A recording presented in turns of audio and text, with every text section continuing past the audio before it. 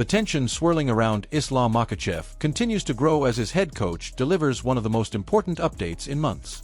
Javier Mendes didn't hold anything back when he described the eventual collision between Islam and Ilia Topuria as a monstrous matchup waiting to erupt.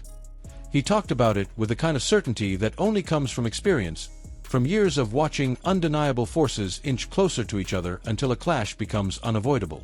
According to him, the moment Ilia decides to move up in weight and chase what would be an unprecedented third title, the sport is going to witness something it has never seen before.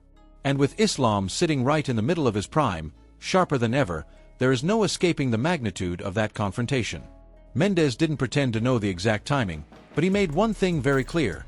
Whether it happens soon or a little later, the two champions are heading toward each other, and when they meet, the world will be watching. Even with all this noise surrounding super fights and future milestones, Islam still showed complete respect toward Jack Della Maddalena after their battle. He didn't gloat or dismiss Jack's effort. Instead, he pointed out that Jack is only 28 years old, an age where many fighters are just entering the elite stage of their careers. Islam believes Jack will take the loss the right way, fix the wrestling holes that were exposed, and come back stronger with the striking skills he already has. For Islam, it wasn't just a win.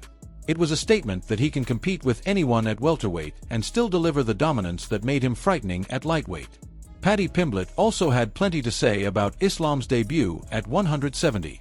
The moment he saw the two men standing across from each other inside the cage, he realized the size difference that people predicted simply didn't exist. Paddy expected Jack to be the visibly bigger man, someone who would carry that natural welterweight frame, but Islam surprised him. He looked like he belonged there, not like a lightweight moving up desperately trying to hang with the big guys. Paddy said that once he saw the physical presence Islam had, once he saw him filling out the weight class rather than being overwhelmed by it, the entire fight clicked in his mind. The grappling edge was always going to be Islam's weapon. With no size disadvantage holding him back, Paddy instantly knew he would be able to wrestle Jack without any issues. Meanwhile, Javier Mendes continued highlighting the reality of the Ilia Topuria situation. He talked about Ilia's hunger, his willingness to promote fights, stir conversations, and push narratives that fuel interest. That part impressed Mendes, but it didn't change the fundamentals.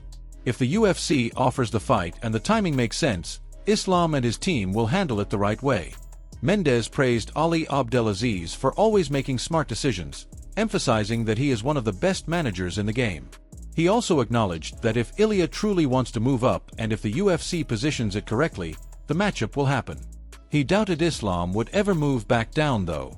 For Ilia, chasing a third title would make it one of the most historic moments in the sport's history. A massive event not just for the UFC, but for global MMA.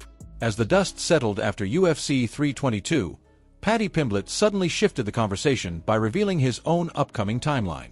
He made it clear that he's not waiting around for Ilia. Early 2026 is where his next fight is targeted, likely on one of the first Paramount cards. Whoever stands across from him is secondary. If it's Ilia, good. If it's Justin Gaethje, also fine. What matters to him is staying active. But Paddy also fired a few shots Islam's way, saying the entire lightweight division is stuck in limbo because no one knows what Islam is planning. And he's not entirely wrong. With Islam becoming the #1 pound-for-pound fighter after claiming a second division title, the entire sport is waiting to see what he decides. At welterweight, contenders like Shavkat Rakhmonov, Ian Machado Gary, and even former champion Kamaru Usman are stacked in line. Add in rising names like Carlos Prates and Michael Morales, and it becomes a logjam where every move Islam makes creates ripple effects. Right now, the most likely scenario appears to be Islam Makhachev defending his welterweight title against Kamaru Usman, something hinted at directly by Ali Abdelaziz. But nothing is certain until Islam chooses his next path. Paddy kept repeating that the division can't move, fighters can't secure matchups, and no one can plan until Islam publicly confirms what weight class he's committing to. That frustration was obvious as he spoke, and it mirrors the confusion across both lightweight and welterweight. Then came another layer of the ongoing conversation: Joe Rogan's criticism and the weight cut debate that followed Islam throughout his lightweight run. Rogan repeatedly claimed that Islam was far too big for the 155 division, suggesting he walked around at close to 190 pounds and shouldn't have been competing at lightweight at all. He even said the entire system of weight classes was outdated. But Islam finally responded, calmly dismantling the idea that he was draining himself unnaturally just to make weight. He explained that his walk-around weight had always been around 180 pounds and that he maintained discipline in his diet without extreme measures. For him, making 155 wasn't a life-or-death battle. It was simply the result of a structured lifestyle, clean nutrition, and consistent habits. His success at welterweight didn't come from being oversized. It came from being prepared. And then there was the now-famous brawl involving Dylan Danis and Magomed Chonko Zanyakov. After the chaos inside Madison Square Garden, Chonko finally explained his side.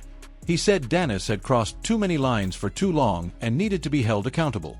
He didn't see it as a random attack, but as a direct response to someone who had repeatedly disrespected others without consequences.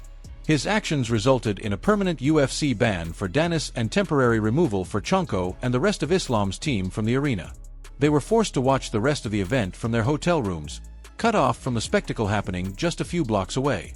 Somehow, Chonko went viral online in the process, becoming a meme overnight as fans turned him into an unexpected cult figure.